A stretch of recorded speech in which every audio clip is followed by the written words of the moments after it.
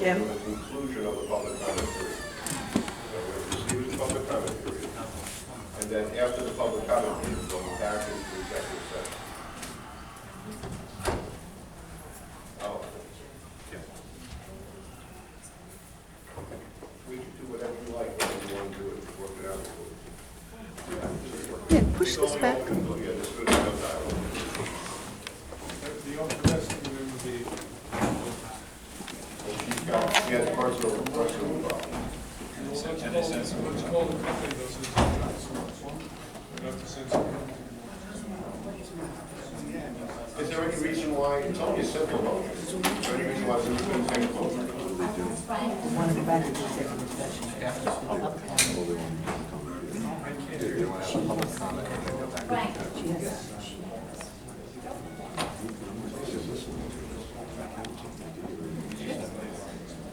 but it's also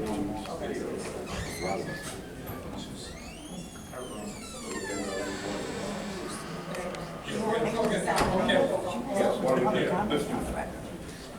She'll be free. Comment on the record. Well, they should change it.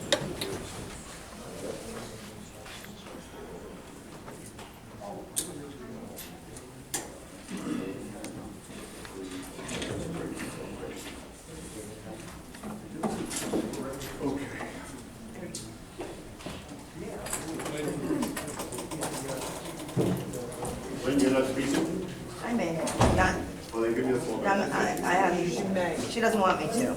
I'll call her and then they'll decide that. No.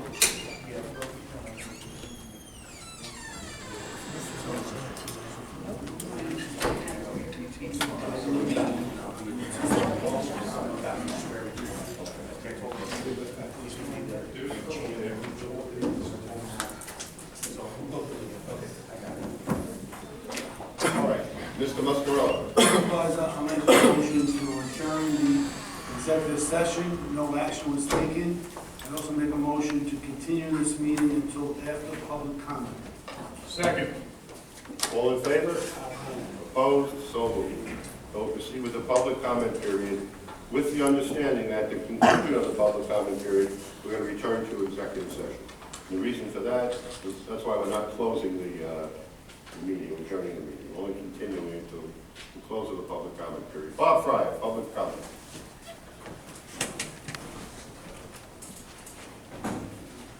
Hello. First question I have is regarding the plans that you're putting together for, that started 3 months ago, actually 3 months ago today when you said there was a task force. I know 2 weeks ago you said there really is no task force. It's kind of like suggestions from a bunch of people internally. No, that's not what I said, but go ahead. Okay. I'm just looking at today's paper, and I know originally you said Councilman Pinto was heading that up, but he is quoted in today's paper saying, Pinto said that he's met with the committee 3 or 4 times, but he's generally been excluded. I'm curious, why is that? Well, Councilman Pinto will have to answer for that, but let me get back to, the statement I gave yesterday to Newsday was a text. I happen to have a copy of the text. And I said, there is a task force that has long since morphed into something much more. I've been getting helpful suggestions from many sources. I'll, in May, be proposing a comprehensive plan to the town board prior to Labor Day, which will address all of the material financial issues the town is facing. So I'm not sure what you're getting. There is no task force or... Okay, well, I'm asking... You gotta let me finish talking. Sure, go right ahead. That there is no task force and nothing has happened. I think, Bob, you'll have to agree that rather unusual circumstances occurred. And on day one, when everybody said, okay, we're going to get everybody together, get a task force, and we're going to work on this as hard as we can, we're going to fix the problems. I don't know that anyone had a functioning crystal ball which could tell us where it's going to go. And I've said repeatedly on the public record to the media, and I'm saying it again today, I said it as late as yesterday, it did morph into something more than just, 5 or 7 or 9 people, meeting somewhere. Everybody from all levels of the town, residents, town employees, the labor union, the town board, obviously, the financial people, even some outside financial people, have reached out with very, very helpful suggestions on how to address the problem. Now the question becomes procedurally, how does that work? As it turns out, now that we've had the experience of the past 90 days, the sensible way to do this is that the problems are going to be addressed in the upcoming budget. That's really where the financial plan will present itself, materially speaking. So the town supervisor goes first and proposes what is called the preliminary budget. Proposes it to the town board, the tentative budget, proposes it to the town board, and then adopts it as the preliminary and goes to a public hearing. Now, we're not going to wait until the budget cycle formally begins. I think within the next 30 days, I'm thinking possibly at the next town board meeting, I, the town supervisor, will come forward with the comprehensive plan, which will be incorporated into the budget. I'm looking at the financial guys, am I accurate about this? Okay. Because that's where it ultimately manifests itself. So really, on day one, nobody had a crystal ball, nobody could read the tea leaves, nobody could read the future. We did our best that we could to say that we understood the gravity of the problem and that we would attack it ferociously, and we have. And we're in the process of doing that. And before Labor Day, and I think much before Labor Day, I'll be coming forward with the plan presented to the public, to the town board, and everybody will have an opportunity, full and fair opportunity, to comment on the things I propose. As far as Councilman Pinto is concerned, I can't answer for him. He'll have to do that. Okay. Do you have any comments on your quote in the paper? Or? Yeah, at the last board meeting, I was asked questions about this, and basically, I'm going to say the same thing. There's been multiple meetings that I know about. I've been involved with 3 or 4 of them, but I know that the committee has met multiple times on ideas and ways we can fix the current problem. Okay. In the last bond that was raised, in the prospectus on Emma, it actually says the town has developed a specific plan to bring its budget into structural balance in 2017 and eliminate all accumulated deficit by 2018. So it's indicating in what was disclosed to the investor community that there is a plan in place. Is that not the case yet? Yeah, I don't know how to describe it except to say that when you present a plan, you want the entire plan, all of the potential ramifications of the plan, all of the verifications that you need to make sure that it's a safe plan, it's going to work, and we won't have some of the problems we had in the past, like in 2012 when I admittedly shot and missed. I don't want to shoot and miss again. So yeah, there is a plan in place. The devil is always in the details, but the details are very close to being worked out. And as I said, within short order, you'll get the plan. Okay. I know there's been mention about health insurance, and I know you're renegotiating working on negotiating a new union contract, and Yeah, I think you could. I mean, most of that was him, Well, supervisor speaking. You asked me questions, I gave you the answer. I know, but that doesn't count towards my time when you're talking, right? Yeah, well, it does, but go ahead, I'm letting you go ahead. Okay, I was wondering on the health insurance, if the town employees are going to do, if there's a proposal for potentially to them to contribute to their health insurance in the future in a new contract, would this board, as leaders of the town, do the same thing? Contribute to, I know you all, I think with the exception of Councilman Muscarella, take the health insurance, which is 100% covered, that you don't contribute to, as leaders of the town, to show that the union, if they're being proposed that, would this town do the same to show that we're not asking you to do anything that we wouldn't do ourselves? I don't even think that's a question, the answer is yes. The answer is yes. Just so you know, every labor concession that's been made in the past, we've been a part of as well. The lags, everything. I was actually going to say something further. When the plan comes forward, I think that you will see that the town board members are not asking anybody to do what they're not doing as well. Okay. And then just as far as the current investor group, that's run by Ravi Chopra with the Woodlands and at the beach, are they fully current with their rent payments and everything is up to date and they've been paying the town on time? Well, without, I hope I don't violate, I don't know how to violate, I hope I don't violate the rules of the executive session. Foremost among, in fact, it might have been the only topic that I think that we discussed in executive session is the situation with The lawsuit. the Woodlands, Tobay, the lawsuit. So I'm going to withhold any comment at the moment. It's going to go back into executive session as more information becomes available to us. I don't want to comment now, especially with the lawsuit pending. Okay.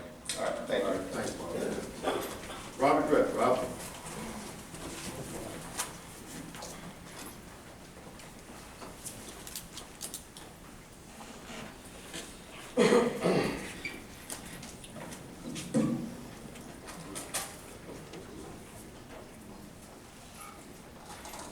Ready? Newsday reports that the town of Oyster Bay has filed court documents alleging that signatures on loan guarantee documents purported to be those of Town Supervisor John Vendetto and Parks Commissioner Frank Snocerino were forgeries. I'd like to know what law enforcement agency did you report these crimes to? And if you have reported them to a law enforcement agency, has anyone been interviewed? And is there an ongoing criminal investigation into the allegations of the forgery? I'd also like to bring your attention to this piece of property. It's located at 30 Underhill Avenue, and I'd like to share I was actually, I attended... What town was this? Oyster Bay, I'm sorry about that. I attended You mean the Hamlet? The Hamlet of Oyster Bay? Yeah, I just have the town of Oyster Bay. After I'm done speaking, I give you the section block and lot number. Excuse me? Go. Oh, okay. I'd like to share with you, I attended the almost sentencing of former Commissioner Polito, and I'd like to share with the town board a brief letter that I've written to Judge Wexler regarding this incident with 30 Underhill. Your Honor, thank you again for your interest in what's rotten in the town of Oyster Bay. I'm writing to bring to your attention the lopsided real estate transaction between the town of Oyster Bay and Elia Liza, which took place approximately May 10, 2006, in which the town of Oyster Bay purchased a Liza private residence located at 30 Underhill Avenue, Oyster Bay, New York, 11771. Immediately after the purchase, the town demolished the home on the property, leaving the land vacant and unused for the last 10 years. It appears from the Nassau County documents I've attached that the town of Oyster Bay paid $3,375,000 for a private property that's actual value at the time was in the neighborhood of $550,000. According to the recent fair market value provided by Nassau County, which is $1,228,800, if the town sold the property today, 10 years later from its purchase, it would be at a $2 million loss. I am providing you with this information as I believe reasonable suspicion exists that former TOB Commissioner of Planning and Development, Frederick Ippolito, may have had an interest in negotiating this obviously pro-Liza transaction.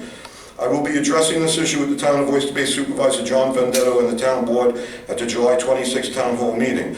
I will also be submitting a Freedom of Information request at that time seeking documents that will shed additional light on this transaction and those involved. I do not anticipate receiving any cooperation from Supervisor Vendetto or the Town Board in regards to this issue, certainly not prior to Mr. Ippolito's August 23, 2016 sentencing. I hope this information assists you in determining the proper sentencing for Mr. Ippolito. Robert Ripp. I'd just like to turn in this FOIL request.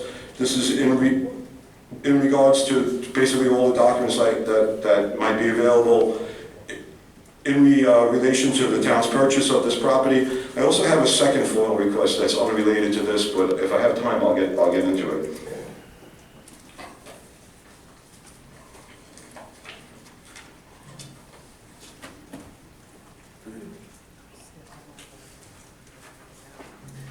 I'd also like to bring to everyone's attention that at the sentencing, present in support of former Commissioner Frederick Ippolito, who is now a convicted felon, were Frank and John Antotomaso.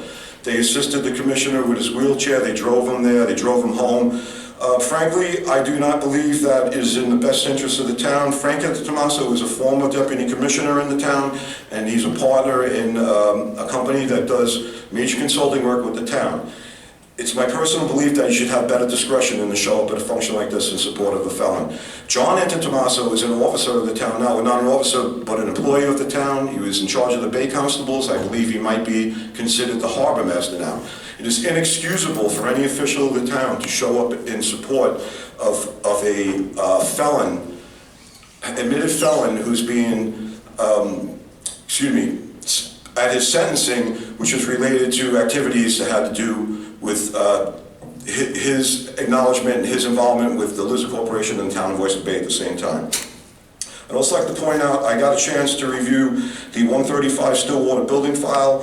When I was in the office, I noticed that Diana Acklaw's daughter is working in the office. I don't know whether she's a town employee or a consultant with the town, but I believe that is in direct violation of the new ethics code that you proposed, that any town employee be supervised by a family member. It's totally inappropriate in my opinion. I'd like to know, I haven't heard anything. I know, Mr. Casciano, you're working on the 135 Stillwater issue. Yes, And I'm sorry, I don't want to take up any of your time, but Why don't we let him finish, then we'll do it. Mr. Marks is here for that specific purpose. Okay, let's Rob. When you're ready. We're ready now. All right, Rob, Could I just say one thing, Superman? I just asked Mr. Marks during the week to, I asked Mr. Marks during the week to assist with the review that I was trying to undertake. I think he has more information than I have available. I have 4 topics that Rob and, just quickly address, I guess 3 of them as best I can, and then let's even address 135 Stillwater. On the Underhill piece, Rob, just so you know, you said you sent a letter to the federal court? Okay. Yeah. All right. I'm sorry, are we going to go in order that I asked, or are you going to? I'm going to go to the audience. Oh, the first one was about the your claims of forgeries of your signatures? Oh, okay, yes, you're right. The only thing I'm going to say at this point is that I assure you, Commissioner, I won't speak on behalf of Commissioner Nasarino, but I assure you that my signature was forged. That much I'll tell you. Anything after that, as far as law enforcement, I'd rather not comment on. I'm sorry, sir. This is... No, you're done. I'm answering the question. Go ahead. Okay. Go ahead. I'm not going to comment on anything law enforcement may or may not be doing with regard to that topic, except to tell you that my signature was forged. As far as 30 Underhill is concerned, I believe this is what we call the Mill Pond Overlook property. And as I recall, the Lizza family, whatever aspect of the Lizza family it was, because they have a multitude of personalities. But my recollection is they either made, or I don't know if an application was formally made or not, but they were going to make, or they did in fact make, an application to rezone the property to build senior housing there. There was a very, very loud, and I do mean loud, hue and cry from the residents of the hamlet generally. In particular, I think Friends of the Bay kind of spearheaded the charge in very, very significant opposition against the application. And working together with Friends of the Bay, the community generally, and the owners of the property, whatever the Lizard entity was, it was, I guess, worked out is the right word, to the satisfaction of the community, that the town step up, and I think using C-Fund money, but am I right? It's about C-Fund money. And you can add to my answer, I'm just doing what I can from memory. The town stepped up at the will of the community and purchased the property. And it was done with appraisals that were taken of the property at the time, because we can't purchase the property until an independent appraiser tells us the actual value. As far as, so that was all done and the property was purchased. As far as the value of the property, the fair market value of property. I don't know where those numbers came from, but can you just tell me where you got the information as to value? Well, actually, all the information that you just mentioned is what I'm asking for in my foil, so when you supply that, then I'll get all the answers I'm seeking. Okay, very good. Then I'll stop right there. I'm looking at John Ellsworth and Frank Scalera, because I know you fellows were involved in the transaction. Is that, when I said accurate, is there anything you want to add to it, or? Okay. Then, moving on to, listen, I'll convey to, as a matter of courtesy, I'll convey to the Anti-Tomasos your comments. Beyond that, I don't think I have the power to direct them what to do or not to do. As far as Deputy Commissioner Acquire's daughter, the new code isn't in effect yet. If there is any, when the new code goes into effect, whatever needs to be done to make that adjustment will be made. And then I'll turn it over to Steve Walks for whatever you can add on 135, still. 135 still. Still. Councilman Casciano brought it to my attention. I actually went down there myself to physically look at it because I had gotten some conflicting reports as to what was there, what was not there. Tim Zyke, unfortunately, is not here today. The Deputy Commissioner will sit with him later in the week. We're going to determine what is necessary to see what that property, whatever's there is done properly, or if it should be able to be there and whatnot, there's some due diligence to do there, and whatever steps are necessary to take, we will take. Excuse me, I don't understand it. What is the underlying problem with Stillwater? Well, I thought this began, I thought it was addressed last time. Maybe my recollection is faulty. I thought rather than pay the contractor for certain work that needed to be done under the contract to a private residence property or whatever needed to be done in fulfillment of the contract, the resident didn't want it done by the contractor, or the contractor was not equipped to do it, and what happened was there was a displacement of the money. Instead of paying the contractor for the value of the work, the resident went and got the work done however they did it, and DPW people here to tell us this, and the money was paid directly to the resident. Is that not the underlying problem? That's yes. Then we have a second, to make and make the motion. Then we have a second problem. The second problem is that there's some concern, actually I have two other problems. The second problem is that the home owned by the resident in question may or may not be up to snuff, so to speak, with the permitting process and what's required by the Department of Planning and Development. That's the second issue. Okay. And then there's a third issue about a barrier of some kind, a wall or a barrier. Wall. Okay. Where are we on the three issues? Well, again, this was made aware of them. I'm going to be sitting with Deputy Commissioner Zyke to get plans out to look to see where is what is what, okay? And then whatever steps necessary to make it proper or answer any questions, we certainly will. But I want to get down there myself to actually look at it because I've heard it's a wall, I heard it's a planter, I've heard it's mounds, I've heard it's this, it's that. But in fact, I got pictures. I gave you the photographs. No, I understand. I just wanted to get down there myself because I had heard conflicting things. I went down there. It looks like a wall to me. I don't know if it would be defined as such, but I'm comfortable that it is a wall. At least when it looks All right, like but on all three issues, Mr. Rick is indicating he gave you materials. You have those materials. Yes. Can I speak? No, Yeah, you can in a moment. I think I can. I'm only, please, I'm only issue finding. I'm not issue resolving. I'm trying to understand what the issues are. The first issue is the issue with the contract and the displacement, I'll call it, of the 32,000. Then we have the issue of whether or not the home is in compliance with our building code. And then the third issue, something about a wall that we need to now learn about. Those are the three issues. Yes, sir. Have any of them been resolved yet? And I'll stop there, and Councilman, go ahead and say whatever you like. There was a question after the last hearing about the reimbursement that was due to the homeowner and the amount of the reimbursement. So I looked at the file, and the people in the Department of Public Works were very helpful in providing the information, but we couldn't ascertain the exact reimbursement amount. So it brought up a question before payment was made, even though it was authorized by the board.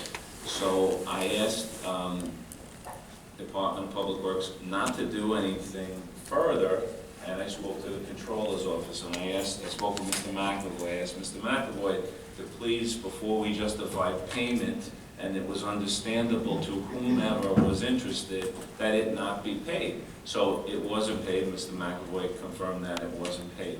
And then there were follow-up inquiries about the house itself. I believe Mr. Ripp asked to see the file from the building department, asked that it be made available today.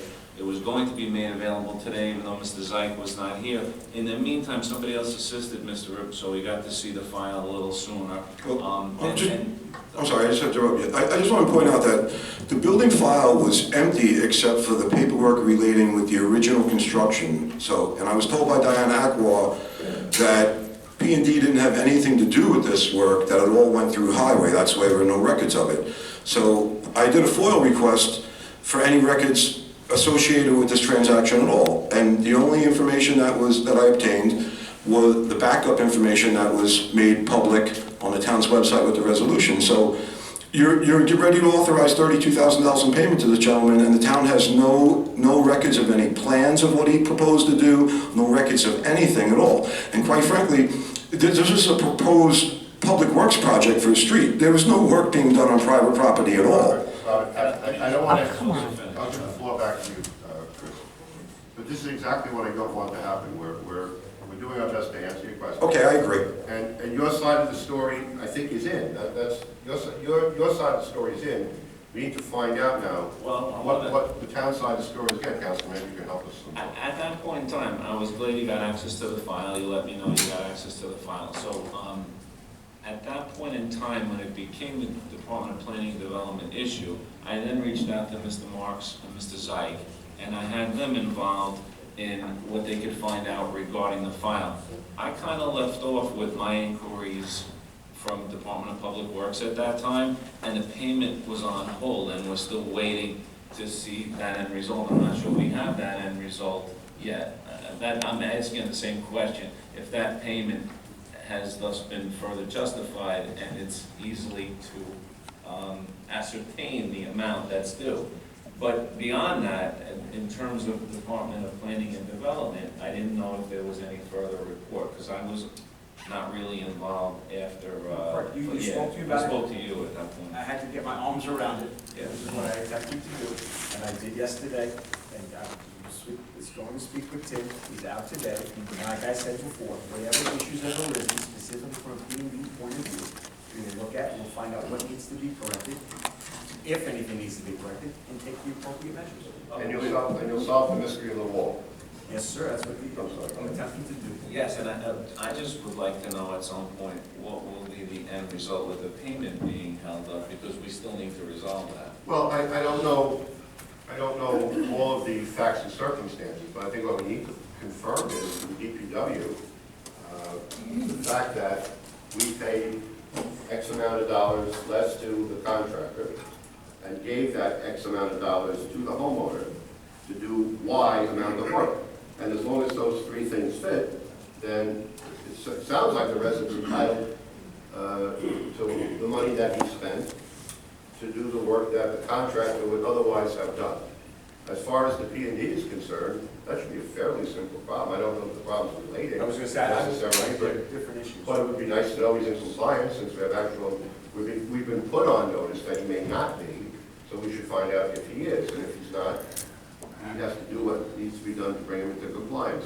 On the wall, you're on your own. I don't even know. I don't know, is that wall on whose property is it on, who built it, how long has it been We have there? to look at Okay. all I that. think part of the issue is going to be that there's no exact payments versus reimbursement, and it's difficult to ascertain. So we may need something more to tie in the number. And part two is, depending on what the homeowners got cooking with the building department, is it wrong to ask the homeowner to be in compliance before we pay the homeowner any money? So I think we have to look at that as well. So if there's issues with non-compliance, then why are we writing anybody a check? Okay, well, I'm just trying to, I'll put my lawyer's hat on. I don't know the answer to this I question. think we have to look at the whole picture as well. No, we do have to look at the whole picture. I'm putting my lawyers on it for a moment, I don't know if you can, on the one, let's assume we find out the homeowner is entitled to X amount of dollars.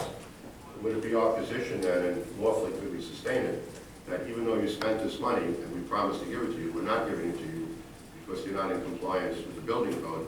I don't know the answer to that question, we'll have to find out. The only thing I would say is, we paid a contractor $32,000 less for items of work that that contractor was doing. So there may need How do we know that? Hold on, there may need to be adjustments there as well, depending on the resolution with the homeowner. Because we don't want to forgive more than. Understood. All right. Okay, Rob, thank you very much. I'm sorry, but just in closing, there's one thing. Listen, your ambiguous answer to the law enforcement question, I can't accept that. You've said in the past, if there are possible crimes being committed that you're in knowledge of in town of Oyster Bay, they have to be reported to the proper authorities. So if you feel, and Mr. Nocerino feels, that you're a victim of the crime of forgery, I'd like to know, did you report it to law enforcement? I'm going to give you this. I'm not saying I did or didn't. I'm not answering your question. Why won't you answer that question? I'm telling you that in my case, the signature was a forgery. Commissioner Nocerino, I believe you feel strongly that your signature was a forgery. Absolutely, Supervisor, it was forged. Okay. And you report to law enforcement. And that, Robert. It's a legitimate question, sir. It's a legitimate question. My answer is legitimate as well. Thank you. We're not going to go beyond that and infringe. Thank you very much. Law enforcement. Thank you. Thanks, have a good week. Thanks, Rob. You too. Glenn Visconti, do I have it right, Glenn? I'm sorry. Yes.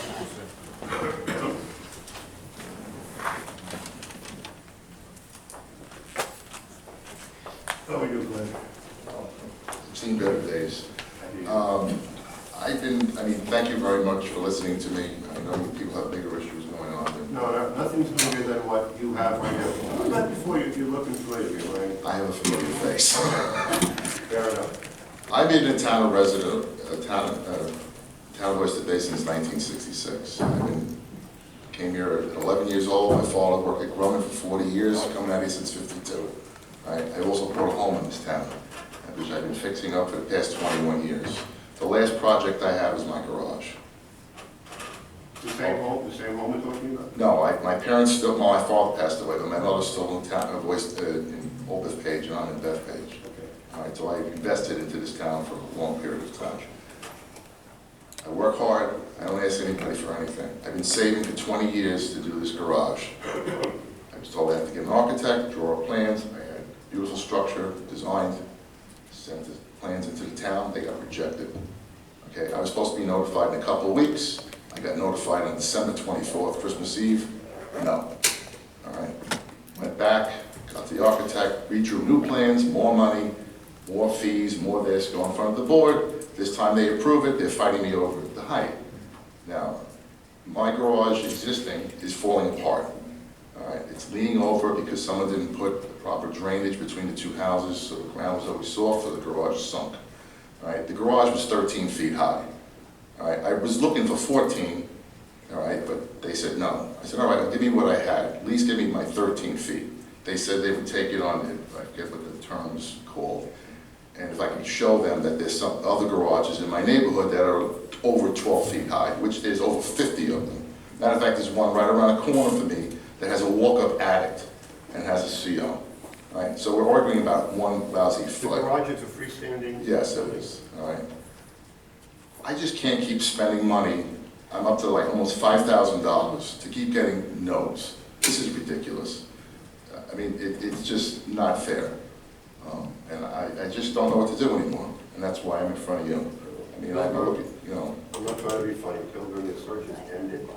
If everything is as you say, we'll put a stop to it immediately. Then there may be valid reasons why, but we'll find out. So you can let us have the headache for the next week or so. Stephen is perfect. I'd like you to sit with Glenn now, get all the details, and if you want to go over to P&D right now and solve this problem, that's fine. If you need time to look into it, but we'll. I thank you so much, and I thank you very much. Well, you shouldn't be thanking me. You know, if everything you say is so, and the department has, you know, unjustifiably. Well, that's what I said. I'm asking for a variance. Yeah. We don't want to set precedents. I said, well, everybody here with a variance is setting precedents. And I listened to so many people who did things without permission, and now asking for forgiveness, and all I'm asking for is permission. I got you. But all I was saying is before you thank me, it may turn out that we owe you an apology. Or it may turn out that everybody's a little right, everybody's a little bit wrong, but one way or the other, we'll get you on the road to where you want to be. Stephen Marks is signaling to you. Glenn, work with him. All right, Lynn Nickman? Nope.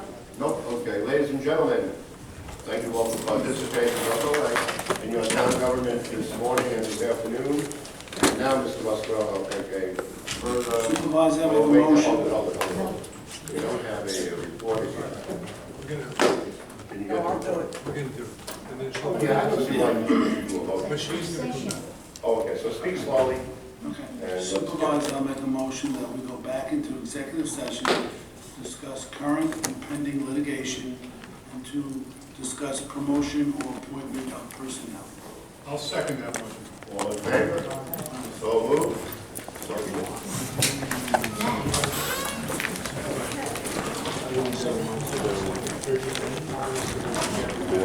He's